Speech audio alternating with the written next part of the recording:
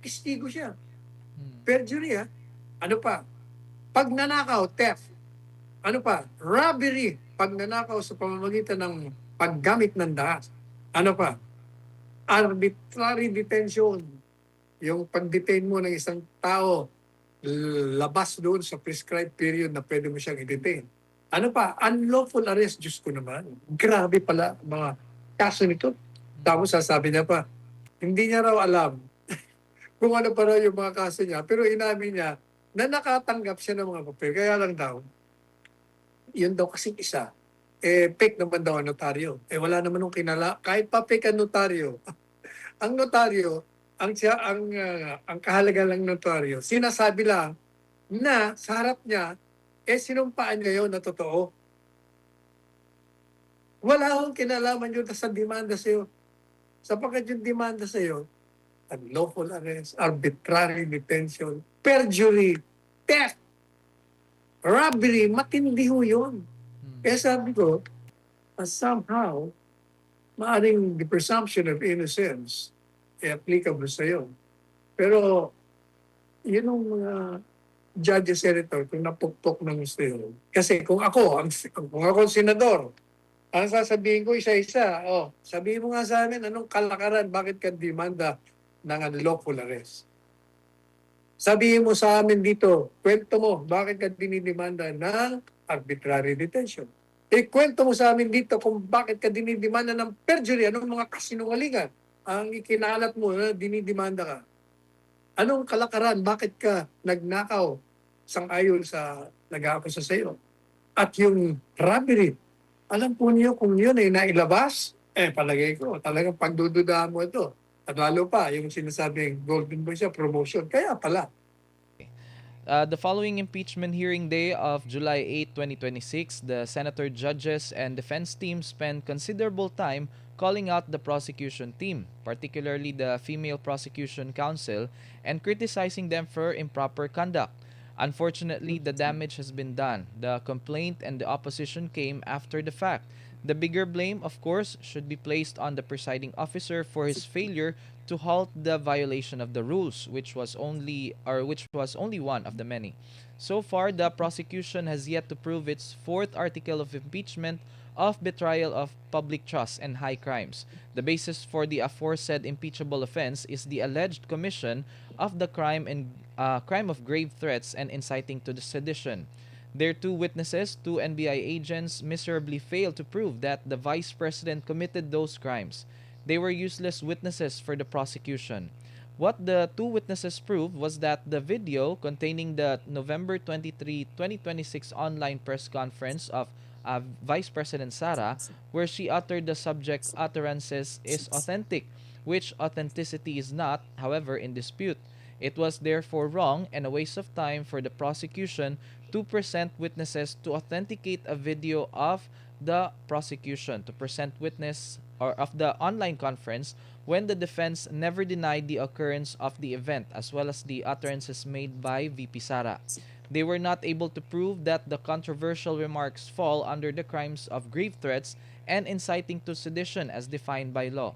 On the other hand, the NBI agents' testimonies were favorable to the respondent. Their testimonies established that their investigation surrounding circumstances that triggered what the NBI deemed to be threatening and sedition was sloppy and not thorough. They admitted that they were not able to establish that VP Sara contracted an assassin to kill the President, First Lady, and former Speaker of the House. Both witnesses also admitted that they did not investigate the threat against the life of VP Sara, which is relevant to the case. The second NBI agent also admitted, upon questioning by Senator Judge Robin Padilla, that no reported seditious acts were committed by any group of Filipinos from the time VP Sara uttered the alleged seditious remarks, which destroys the claim of the witness that the utterances of VP Sara had the tendency or the effect of inciting the people to sedition. The same witness also admitted that VP Sara was never seen nor participated in any protest rallies staged by various groups, negating the claim that she had incited the people to commit sedition against the government. The said NBI agent, when questioned as to the existing criminal charges of bribery, theft, robbery, arbitrary detention, and unlawful arrest against him in the Office of the Ombudsman, evasively responded that NBI agents and other law enforcement agents commonly face criminal complaints, but he did not deny that he is currently charged with said crimes. That circumstance should somehow impair the integrity and credibility of the witness. One is tempted to ask, is that why he so vigorously testified against VP Sara? Ayan na pa. Gaya ko ng sinabi natin, yung nangyari kung saan sa halip na magsalita ka lang at magbigay ka ng manifestasyon na nagmimibro ka na pinahaba mo ng 35 minutes. Yun ang nagsimula, o hindi lang nagsimula, yun ang nagdagdag pa ng pagpapatagal, ng paglilitis. Kasi the following day, ginugol nila ang maraming oras para punahin yun, magsalita ang bawat isa, ang depensa, ang mga judges, ang presiding officer.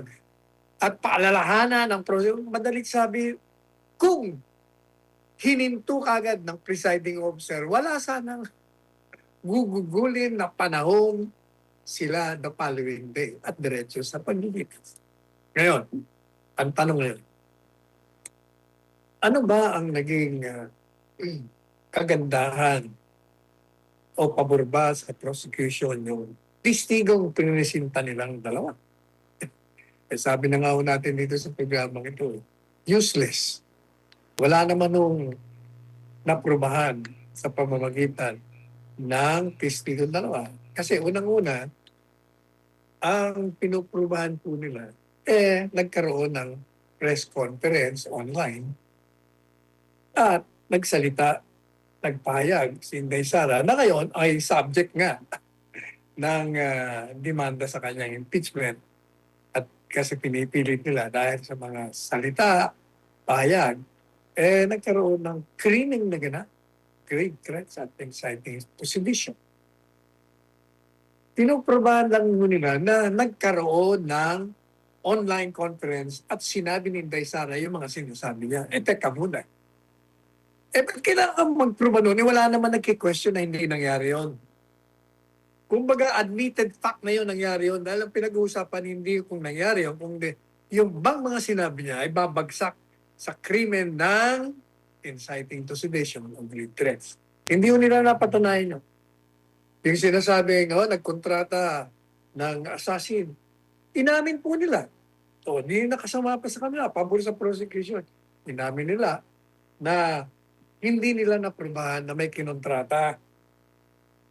Sinabi lang nila na naniwala sila may kinontrata kasi vice presidente siya. Siguro naman daw hindi magsisinungaling.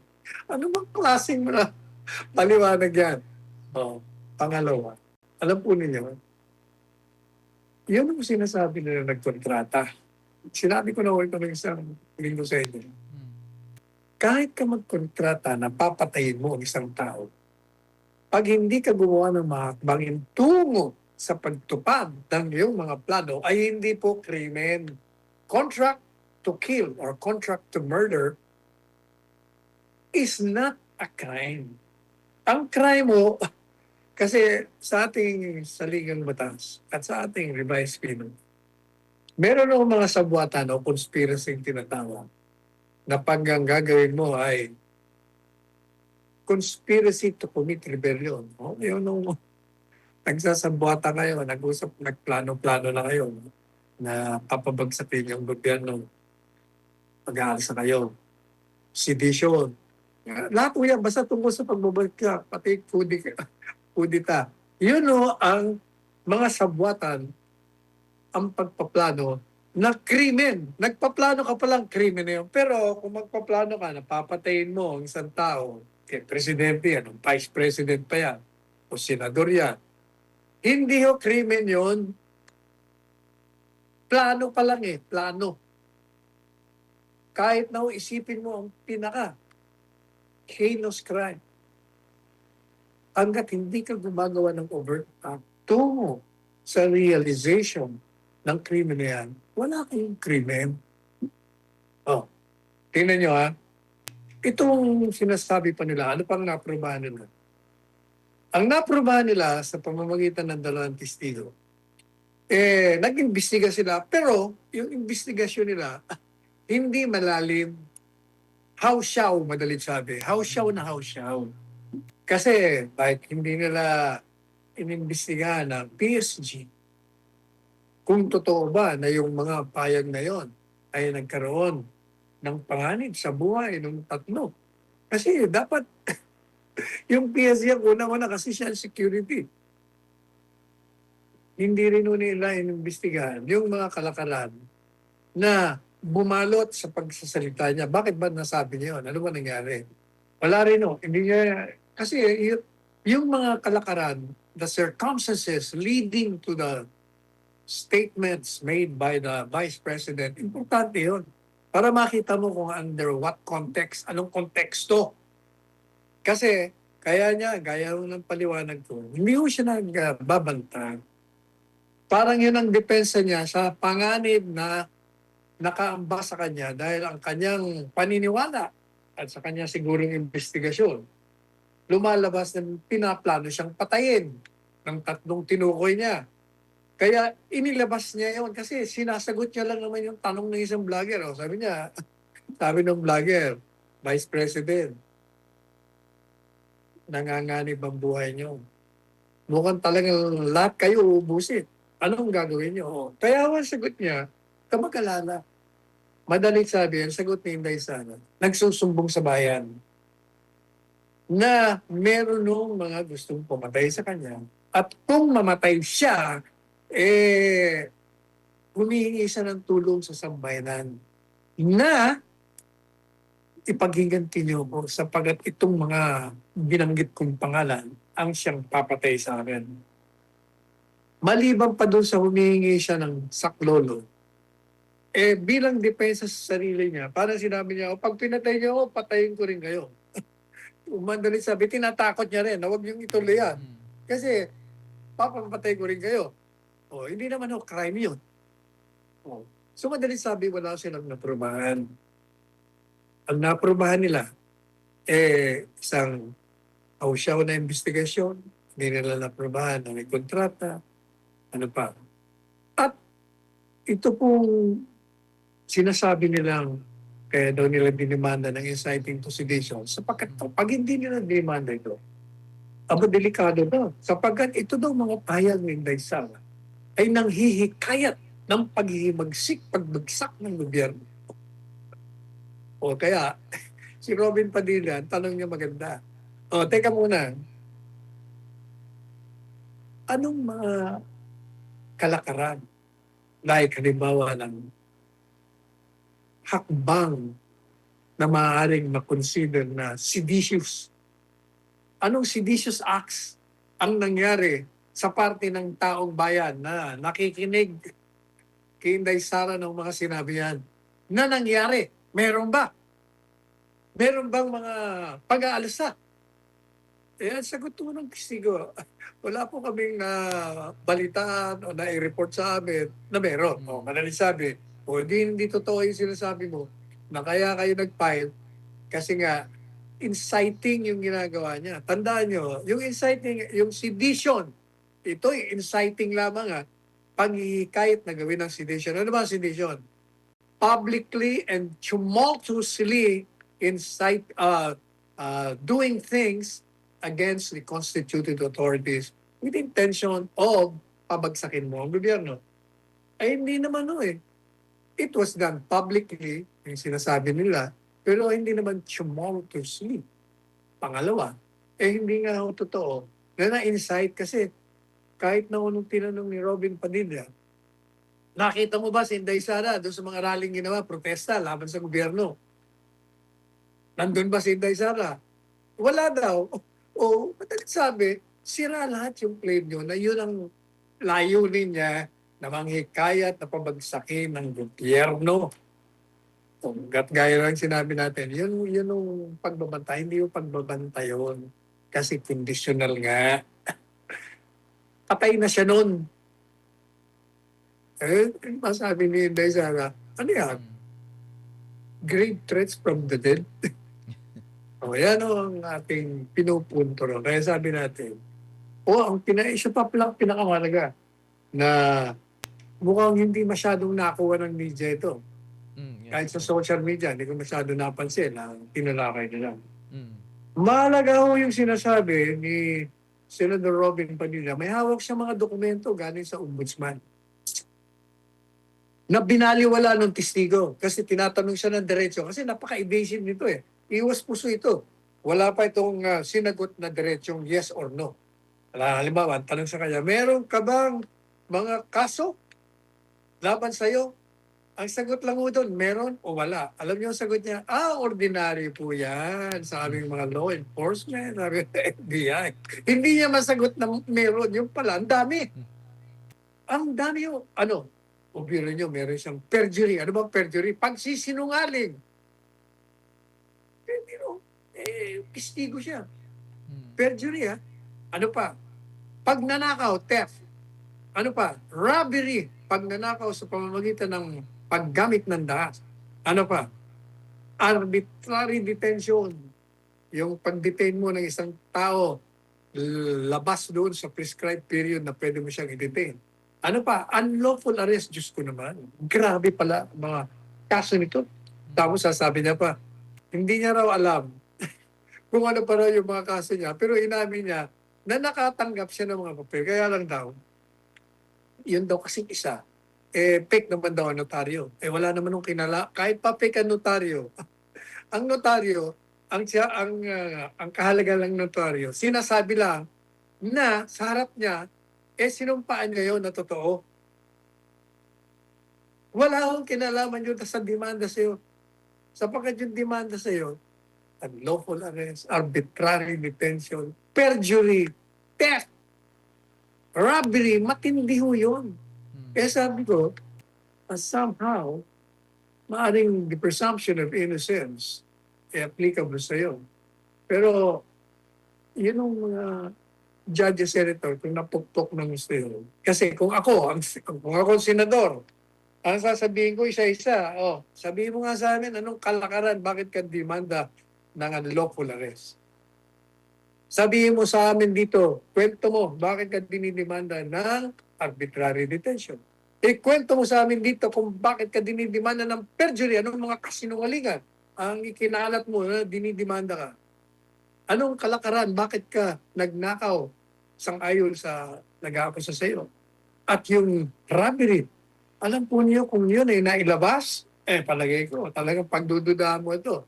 At lalo pa, yung sinasabing golden boy siya, promotion. Kaya pala masigasig ka, talagang dinidiin mo ng dinidiin si Baysal.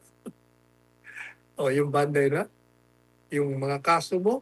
Kasi hanggang ngayon, sabi niya, hindi ako nakakatanggap ng notice eh. Pebrero pa yata pinahin sa kanya yon. Ilang buwan na nakakaraan. Ba't di pa gumagalaw? Baka yung dahilan.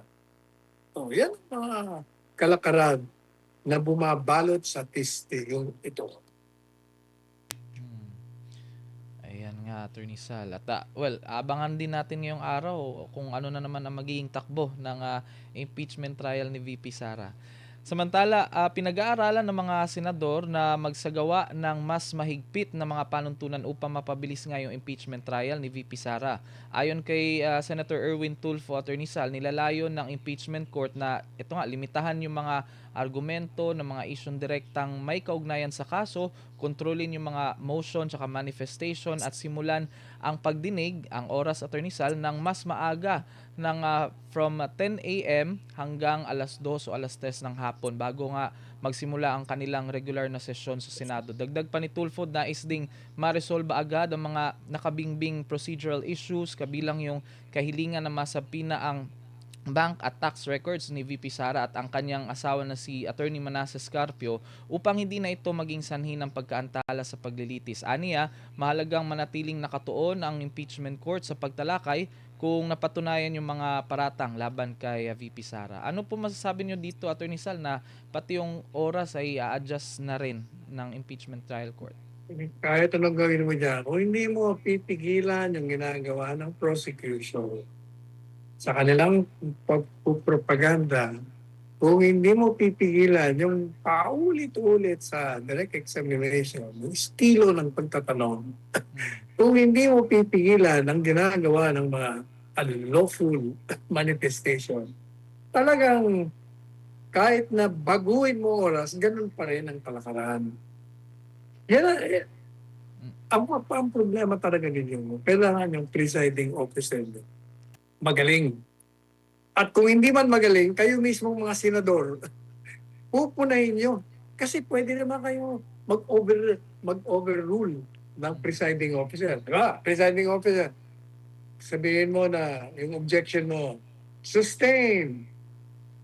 Tumayo ka. I beg to disagree with the ruling of this court. And dahil collegiate kayo lahat mga judges, ilagay mo sa motion. Yung overrule nyo. Yung sustain, yung objection. Yung overrule ninyo.